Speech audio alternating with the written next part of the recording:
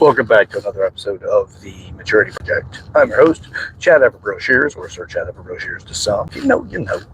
Anyway, all right, so I don't know how long today's video is going to be, but I'm going to work on that, see how long I can make it, but I do have the distance that I have to travel in. So, with that, thoughts, they come to me all the time, right? Like what I do is, what I use social media for is really I don't get caught up in the drama. Politics has drawn me in a couple of times, and it's good to have beliefs and ideas, but it's also good to be able to weigh them and to communicate those. But this is not an episode for politics. This is an episode for, this one has to do with how we observe others that will qualify in the success model. It's like, right, we'll look at Elon Musk and we'll talk about him now. Who talks about him prior to, Tesla?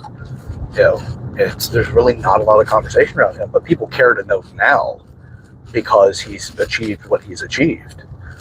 But we don't really seem to focus too much or care too much about that. We care more about, look at what he can buy. His yacht has a yacht, or Jeff Bezos with that. His yacht has a yacht. It's like just the silliness that we actually do these weird things. But it's, first off, let me say, not first off, but whatever. Let me just say this. I'm not a big fan of turn of phrases, by the way. I do like to catch them as often as I can to address it, because it can encourage me to go into heuristic-based thinking and reduce my critical thinking elements with too many heuristics. Heuristics a jump. It's a batch of information that you immediately understand without having to think your way through it. Now, that could be a couple of things, descriptor values, things like that, or it could be larger categorical things. But anyway, if you fall into those turn of phrases too frequently, then you get into this, it encourages you to stay into the habit of heuristic thinking in a way that they're over-chained. There's too many chains in it that prevent you from being able to critically think your way through those things. So now that I've said that, and I had my moment, if you will, which, by the way, I do a lot of those too. There's just to kind of talk them out so I better understand the bigger picture of a lot of stuff. Because a lot of these things just kind of inherently we seem to know, and then we apply, insights to it to measure how truly honest they seem to you, how accurate they seem in the reality of life. But, so back to it. Jeff Bezos too, he's one of those people, high level, you could say critical success, right? The guy's reached significant peaks of which no one has achieved in life, right? Like there are people that happen to have land, and with that land there's oil, and then with that oil comes significant desire for it, and you have a source of income that makes you wealthy. But that individual will have to eventually find a way to become versed and dynamic, because it's not going to be through oil on its own. The skill sets necessary to be fortunate, or the skill sets necessary to acquire such a thing, is sometimes it's an accident, and it's just by birth and then by chance, so somebody owns the property. Or you do learn how to navigate and find reserves, and then pursue a purchase of the land or rights to the oil, and then but that's through persuasion. You got more skill sets with that than you do if you were just happen to accidentally or by chance find it or own it, and then you're able to tap into it. So we typically don't go through the skill sets and traits necessary to be successful. We look at the end result, and we're looking for how somebody mined the opportunity.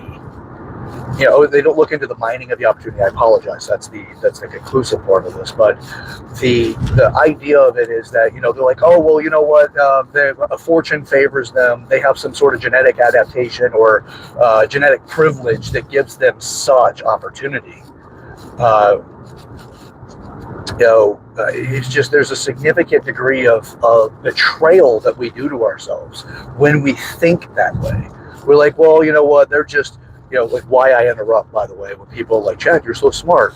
I interrupt that as often as I hear it, nearly exclusively as often as I hear it, because or hell, I even go intentionally and try to offset it in conversations before it ever comes up. If I see that the other person's starting to take into that consideration that I might be gifted in intelligence, and I'm not.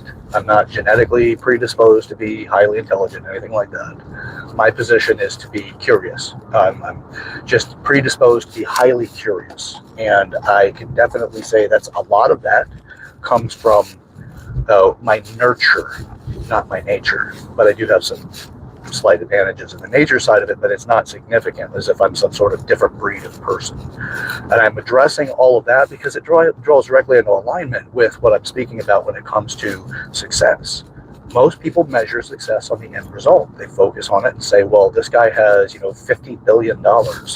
Okay, how did he get there? The question is more about how did he get there, and specifically what traits does he possess? Where did he put his intentions? How much effort did he put into what he's accomplished? What schooling did he get, whether that's through self-taught, through his own literature, in this particular conversation we're talking about gentlemen, but either way, male or female, it doesn't matter. The question is, what did they do to get there? And if you default that they did something, some sort of malicious behavior, or some sort of villainous type of thing, right? Whatever it is that you want to qualify into that you will deny yourself what it really took to get where they are. Now, it may be that their parents were successful in business and it gave them multi-point benefits, right? They have maybe money at their disposal, relationships that their parents have that help with business opportunities, the training and development, being in the environment, the atmosphere of people that are driven for success.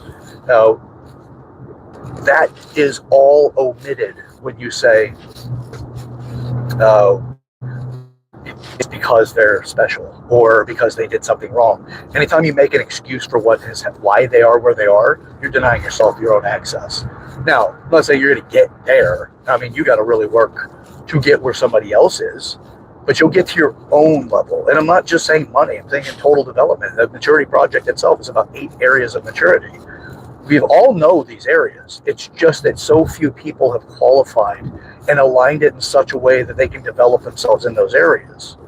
So what we do is we say, like Arnold Schwarzenegger is, we'll say he's a fully developed, mature human being, right? You can say that. I'm not saying that he truly is, because you have to look at other variables in order to qualify that.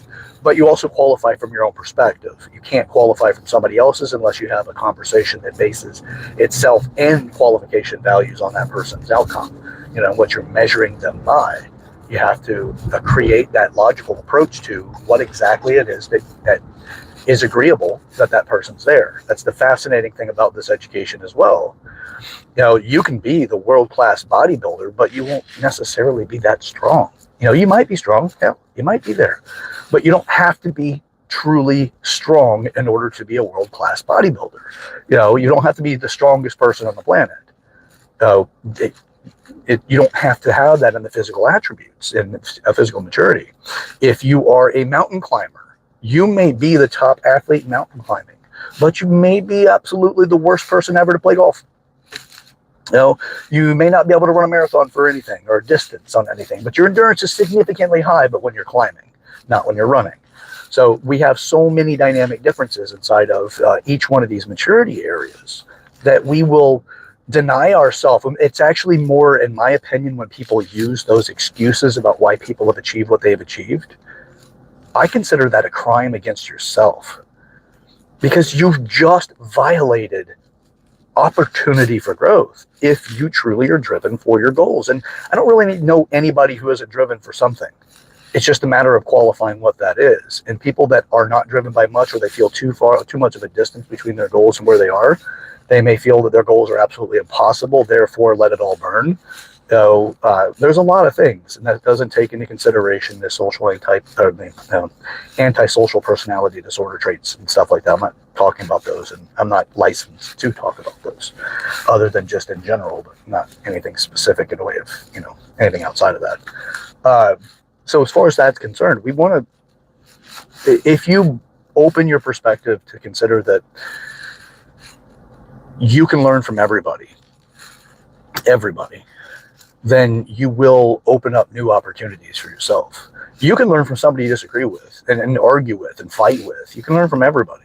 It's just, what's your attachment to an outcome, and is it blinding you to the actual moment and to the actual present experience? Fights get even worse whenever you're looking at what you're attached to versus what the disagreement is.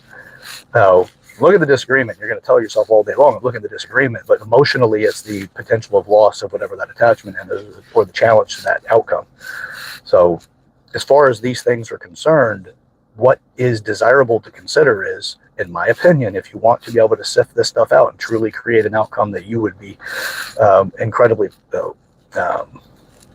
appreciative of accomplishing, you really have to start looking at how other people are different, how they align themselves with their goals, and what they did. I have not heard a single person ask, how many nights did Elon Musk not sleep in order to get where he is? How much TV did he not watch to get where he is? How many different opportunities to pursue some sort of pleasure that he denied himself in order to get where he is? How long did he have to feel like he was denying himself things before that shifted into a pleasure response and behavior? Because it happens. Absolutely, that happens. You get to a point, you become so conditioned to be driven, or whatever, that like your drive starts to become pleasurable. There's entertainment associated with what you're up to in life. There is a sense of pleasure derived out of being successful. And then as you get even better at this, there's a sense of pleasure at being unsuccessful. Every time you fall into a, well, that didn't work, you're actually like, that didn't work, and God, I'm so grateful. Now, what did I learn? I was given this skill whenever I was out. Hell, this is back, I was probably 34, I think, when I was given this skill by my buddy Johnny. Great guy, by the way. And you'll hear me talk about it, and sooner or later I'll get him on this channel and talk a bit. But he told me, he goes, at the end of the day, when you're done with, I was in a new position. And at that time, what my consideration for work is that whatever I need to be successful, is that I had run my own company prior.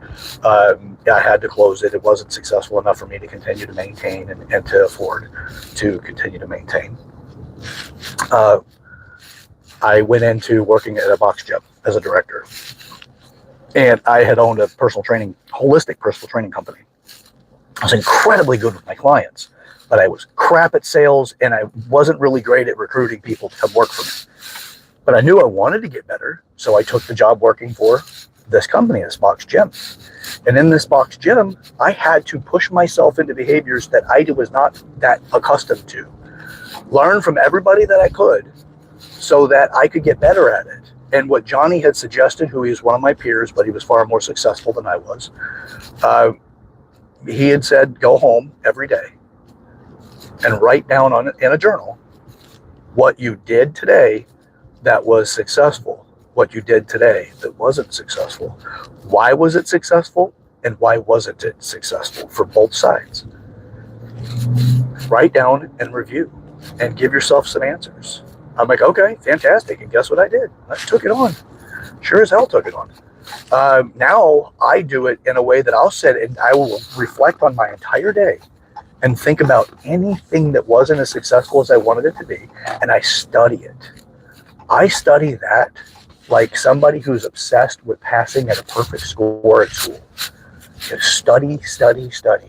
Learn, learn, learn. And by doing so, my God, it really changed everything for me. Because now I do it all the time and it's easy. And it's actually something I quite enjoy. So with that, that's my encouragement here. Don't focus on the outcome from the person. Use that as a place setter. Put a tack in it, if you will. Just get it there to where you're like, okay, that's what this means. So this person has that much money.